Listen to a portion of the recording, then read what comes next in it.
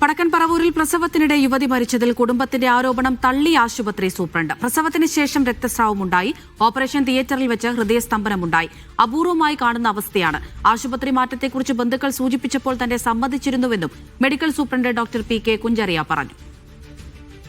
വളരെ അപൂർവമായി മാത്രം സംഭവിക്കുന്ന രക്തസ്രാവം നിലയ്ക്കാത്തൊരവസ്ഥ ഉണ്ടാവുകയും തുടർച്ചയായി രക്തം പോകുന്നൊരവസ്ഥയുണ്ട്. വളരെ കുറച്ച് പേർക്കുണ്ടാവുന്നതാണ്. അത് അവരെ അറിയിക്കുകയും ചെയ്തിരുന്നു. തിയേറ്ററിൽ വെച്ച് രോഗിക്ക് ഹൃദയസ്തംഭനം ഉണ്ടായി. അന്നേരം നമ്മൾ CPR കൊടുത്ത് റിസസിറ്റേറ്റ് ചെയ്ത് ആള് ബെറ്ററായി. തിയേറ്ററിൽ നിന്ന് വെന്റിലേറ്ററിലേക്ക് മാറ്റുന്ന കാര്യം സംസാരിച്ചപ്പോൾ രോഗിയുടെ ബൈസ്റ്റാൻഡേഴ്സ് പറഞ്ഞാൽ ഇതിനേക്കാളും സൗകര്യമുള്ള ഏതെങ്കിലും വലിയൊരു ആശുപത്രിയിലേക്ക് ആസ്റ്റർ മെഡിസിനിലേക്ക് മാറ്റുന്നതിനെ കുറിച്ച് അവർ ചർച്ച ചെയ്തു. നമ്മൾ അത് അംഗീകരിച്ചു. നിതിൻ സേവ്യർ വിവരങ്ങൾ നൽകും. നിതിൻ, ഈ കുടുംബം പറയുന്നത് തങ്ങൾ നേരത്തെ ഷിഫ്റ്റ് ചെയ്യാമെന്ന് പറഞ്ഞിട്ടും ആശുപത്രി അധികൃതർ അങ്ങനെയൊന്നും വേണമെന്ന് പറഞ്ഞില്ല എന്നാണ്. പക്ഷേ ഈ ആശുപത്രി അതിന് നേരെ തിരിച്ചായിട്ടാണ് കാര്യങ്ങൾ പറയുന്നത്. അവിടെ സത്യത്തിൽ എന്താണ് സംഭവിച്ചത്?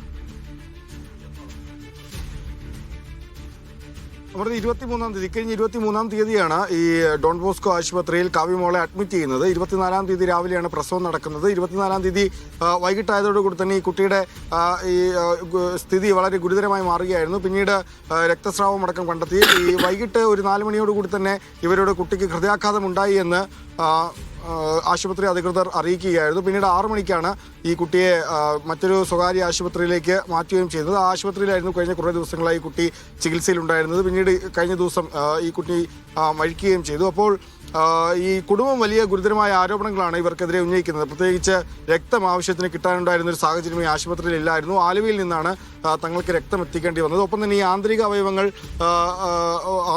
അവയവങ്ങൾക്ക് വലിയ തോതിലുള്ള പ്രശ്നമുണ്ടായിരുന്നു എന്നത് കണ്ടെത്താൻ അവർക്ക് സാധിച്ചിരുന്നില്ല എന്നാണ് പറയുന്നത്. പ്രത്യേകിച്ച് ഈ മറ്റൊരു സ്വകാര്യ ആശുപത്രിയിൽ എത്തിച്ചപ്പോൾ അവരാണ് തങ്ങളോട് ഇത്തരത്തിൽ ആന്തരിക അവയവങ്ങൾക്ക് മുഴുവൻ ഇത്തരത്തിൽ ഗുരുതരമായ പ്രശ്നങ്ങളുണ്ട് എന്ന് പറഞ്ഞത് അവരാണെന്നാണ് പറയുന്നത്. അപ്പോൾ ഇത്തരത്തിൽ തങ്ങൾക്ക് ഇവർ കൃത്യമായ നൽകിയിരുന്നില്ല, അല്ലെങ്കിൽ മറ്റൊരു ആശുപത്രിയിലേക്ക് മാറ്റാൻ പോലും വളരെയധികം സമയമെടുത്തു.